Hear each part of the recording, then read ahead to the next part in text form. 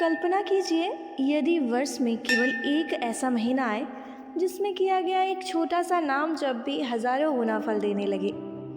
एक ऐसा मास जिसे स्वयं भगवान श्री कृष्ण ने अपना नाम देकर पुरुषोत्तम मास बना दिया। तो क्या कोई भक्त इस दिव्य अवसर को यूं ही जाने देगा? हरे कृष्णा, स्वागत है आप सभी का हमारे पवित्र पुरुषोत्तम मास कथा श्रृंखला में, जहां हम प्रतिदिन सुनते हैं भगवान श्री कृष्ण की महिमा, पुराणों की दिव्य कथाएं और आत्मा को शुद्ध करने वाले वे रहस्य जो इस दुर्लभ अधिक मास को और भी महान बना देते हैं। तो चलिए अत्यंत श्रद्धा और भक्ति के साथ आरंभ करते हैं आज की दिव्य कथा। ऋषि वाल्मीकि ने कहा, जब किसी प्रतिमा को अग्नि में तपाकर बनाया जाता है तब वह केवल धातु नहीं रहती, बल्कि उचित विधि से प्राण प्रतिष्ठा होने पर उसमें स्वयं देवत्व का आविर्भाव होता है। उन्होंने कहा, वेद मंत्रों का ज्ञाता ब्राह्मण अपने हृदय पर अंगूठा रखकर पूर्ण श्रद्धा से प्रतिमा में प्राण प्रतिष्ठा करे। उस समय उसके मन में केवल एक ही भावना हो, इस विग्रह में मेरे प्राण बसते हैं और इन्हीं के लिए मेरा जीवन समर्पित है।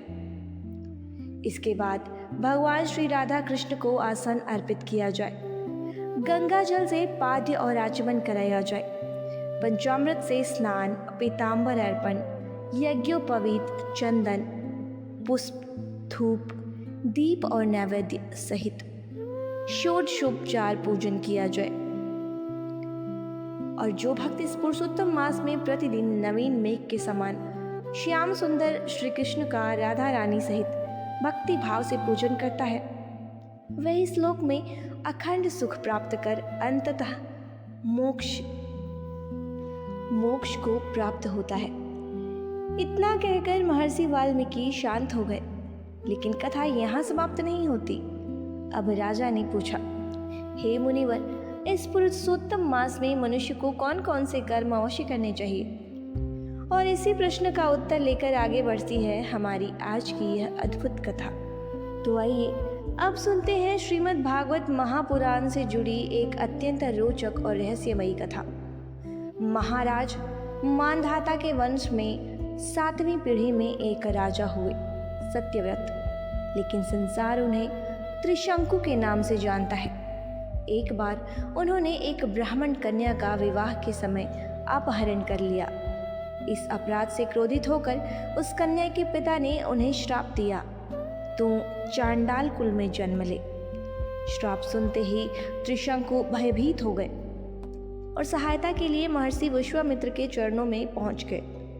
विश्वामित्र ने अपने तपोबल से श्राप को शांत किया और इतना ही नहीं, उन्होंने अपनी योग शक्ति से त्रिशंकु को जीवित ही स्वर्ग भेज दिया। लेकिन जैसे ही त्रिशंकु स्वर्ग के द्वार पर पहुंचे, देवताओं ने उन्हें स्वीकार करने से मना कर दिया और अगले ही क्षण उन्हें स्वर्ग से धक्का देकर नीचे पृथ्वी की ओर गिरा दिया गया। किंतु विश्वामित्र के तपोबल के कारण त्रिशंकु पृथ्वी पर भी नहीं गिर सके और तभी से वे आज तक आकाश में उल्टे लटके हुए हैं, सिर नीचे पैर ऊपर। इसी त्रिशंकु के पुत्र थे सत्यवादी राजा हरिश्चंद्र। धर्मपरायण, प्रजावत्सल और सत्य के लिए अपना सर्वस्व त्याग करने वाले राजा हरिश्चंद्र। उनके पास वैभव था, यश था, विशाल साम्राज्य था, लेकिन एक दुख उन्हें भीतर ही भीतर तोड़ रहा था। वे निसंतान थे।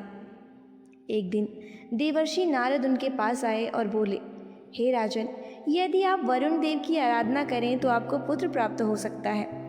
राजा ने तप किया और वरुण देव से प्रार्थना की, यदि मुझे पुत्र प्राप्त हो जाए तो मैं उसे आपके लिए यज्ञ में समर्पित कर दूंगा। वरुण देव प्रसन्न हुए। कुछ समय बाद राजा को एक तेजस्वी पुत्र प्राप्त हुआ, रोहित। लेकिन जैसे ही बालक जन्मा, वरुण देव प्रकट हो गए और बोले, हे राजन, अब अपना वचन पूर्ण करो। अब एक पिता अपने नवजात पुत्र को कैसे सौंप देता? इसलिए राजा हरिश्चंद्र बार बार कोई ना कोई कारण बताकर समय टालते रहे। कभी बोले, अभी तो 10 दिन भी नहीं हुए, कभी बोले दांत आने दीजिए, फिर कहा दूध के दांत गिरने दीजिए, और फिर जब यह युद्ध करने योग्य क्षत्रिय बन जाएगा। लेकिन इन सब के पीछे केवल एक ही कारण था, पुत्र मोह। जब रोहित को यह सत्य पता चला कि उसका जन्म बलि के लिए हुआ है तो वह भयभीत होकर जंगल चला गया। उधर वरुण देव के क्रोध से राजा हरिश्चंद्र को भयंकर जलोदर रोग हो गया। रोहित को जब यह ज्ञात हुआ तो वह पिता को बचाने वापस लौटने लगा। लेकिन मार्ग में इंद्रदेव ब्राह्मण रूप धारण कर उसके सामने आए और बोले, हे बालक, अभी घर मत जाओ, तीर्थ यात्रा करो। और इस प्रकार 5 वर्षों तक इंद्रदेव उसे बार बार तीर्थाटन पर भेजते रहे। अंततः 6ठे वर्ष रोहित ने निश्चय किया, अब मैं अपने पिता के पास अवश्य लौटूंगा। लेकिन उसे यह भी ज्ञात था कि लौटते ही उसकी बलि दी जाएगी। इसलिए मार्ग में उसने एक ब्राह्मण बालक शुनशेप को यज्ञ बलि के लिए खरीद लिया। जब शुनशेप को यज्ञ वेदी पर लाया गया तो वह भय से कांपते हुए देवताओं से प्रार्थना करने लगा।